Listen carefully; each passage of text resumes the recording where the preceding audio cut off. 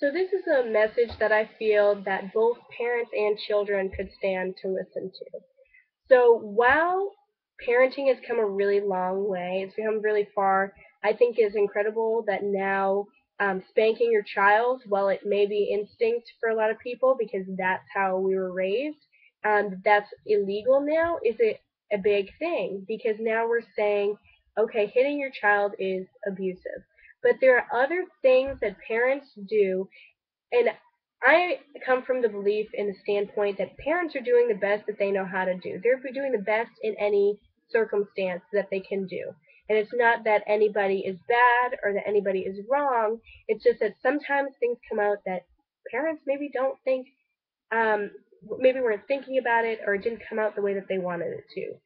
So I hear from a lot of people, and in my own personal experience, there are times when a parent will say, "I can't believe I'm doing this for you. I can't believe I have to do this again.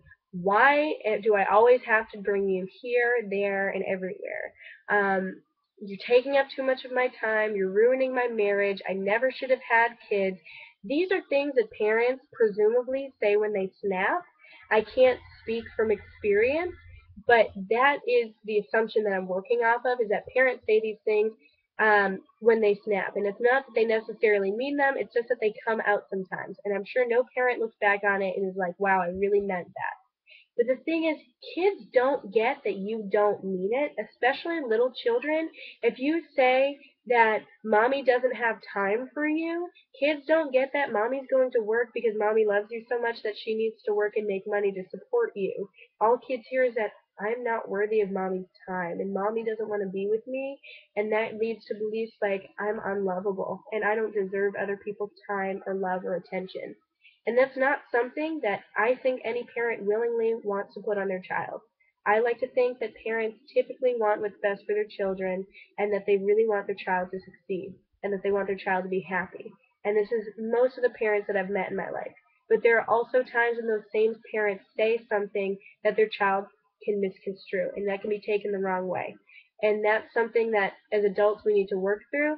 But it's also talking about that and becoming more aware of what we're doing. And I think we're so often out of the present moment that we're not even aware of what we're doing until after it happens. Like they say, hindsight is 2020.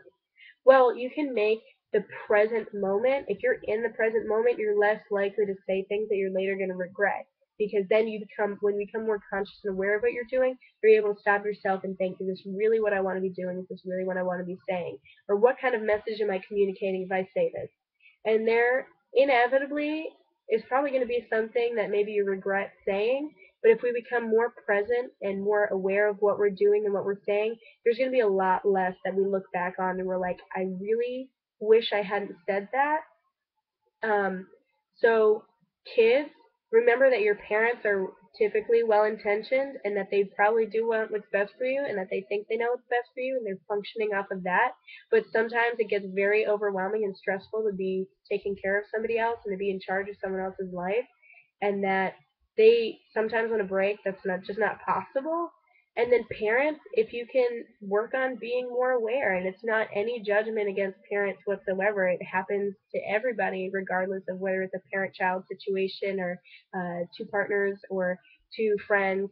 Things happen, but if we work on becoming more aware and more conscious of what we're saying, then there's going to be a lot less of these experiences where kids grow up thinking that they're unlovable or that they don't deserve love or that no one's ever going to like them.